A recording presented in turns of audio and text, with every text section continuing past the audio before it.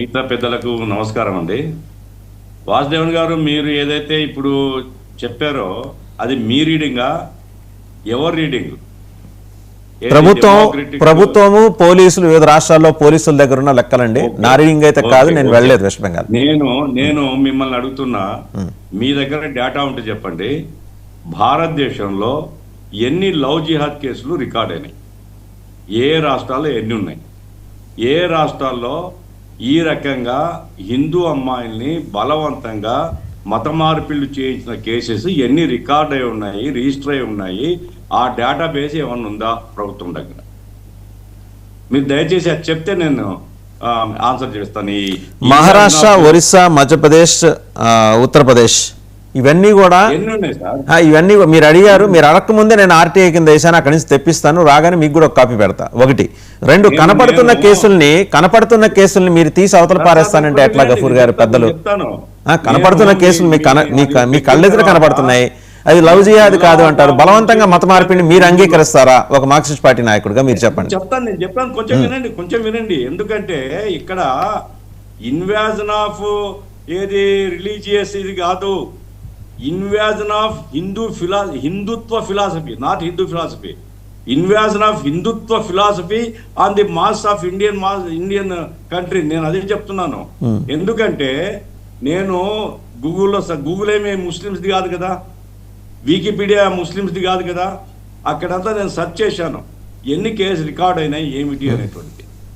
కేరళ ఇది చాలా గొప్పగా, కేరళ అదేది సినిమా కూడా తీసి చాలా ఘోరం జరిగిపోతుంది అది అన్నారు. అక్కడ ఎన్ఐఏ ఇన్వెస్టిగేట్ చేసింది. హైకోర్టులో 2 సార్లు చర్చలు జరిగాయి. హైకోర్టు చెప్పింది ఆయన మూసే అనేసి హైకోర్టు చెప్పింది, డివిజన్ బెంచ్ చెప్పింది.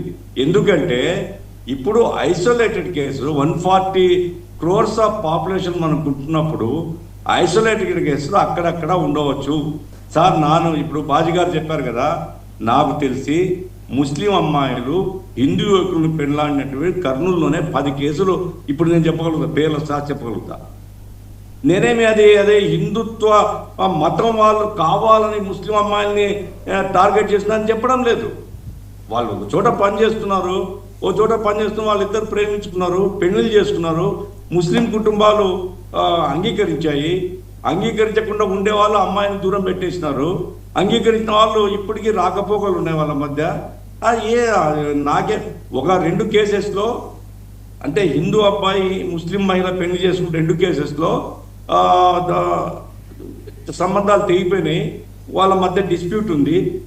నేను 10 కేసులు చెప్పాను కదా, 100 కేసులు హిందూ అమ్మాయిలు పెళ్లి చేసుకొని విడిపోయినటువంటి కానీ, ఆ అమ్మాయి మీద దౌర్జన్యం చేస్తున్నటువంటి కేసులు కానీ, అమ్మాయిని వదిలిపెట్టే కేసులు కానీ 100 కేసులు చెప్తాను.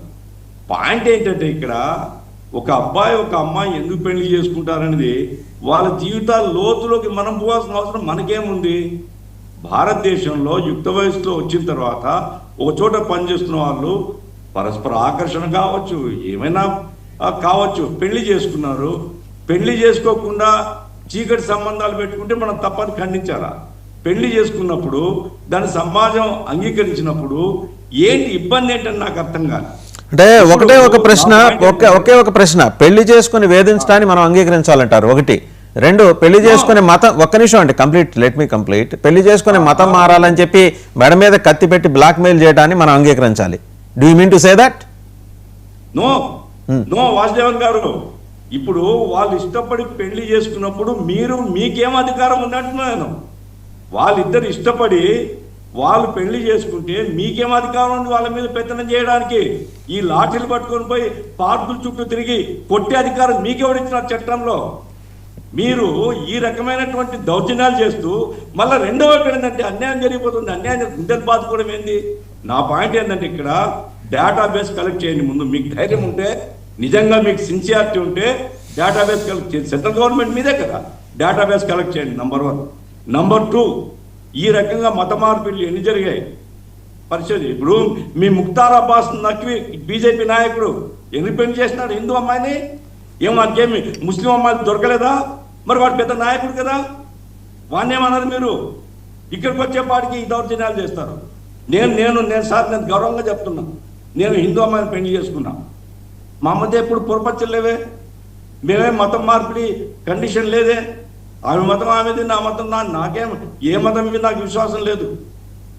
నా పాయింట్ ఏంటంటే ఇక్కడ ఒక ఐసోలేటెడ్ అక్కడక్కడ జరిగిన ఇన్సిడెంట్ను పట్టుకొని అదేదో ఓవరాల్ జనరల్ ఫినామినా అన్నట్లు ఒక మతానికి వ్యతిరేకంగా విద్వేషాన్ని తెచ్చుకుంటే ఇంకోటి అంటున్నారు, డబ్బు ప్రలోభ పెడుతున్నారు, యాక్షన్ తీసుకోండి. డబ్బు ప్రలోభ పెట్టి ఈ రకంగా మత మార్పిడి చేస్తే యాక్షన్ తీసుకోండి. ఎవరికి అభ్యంతరం అండి? మీరు యాక్షన్ తీసుకోండి. యాక్షన్ తీసుకోకుండా కంపెనీ క్యాంపెయిన్ ఒక మతానికి వ్యతిరేకంగా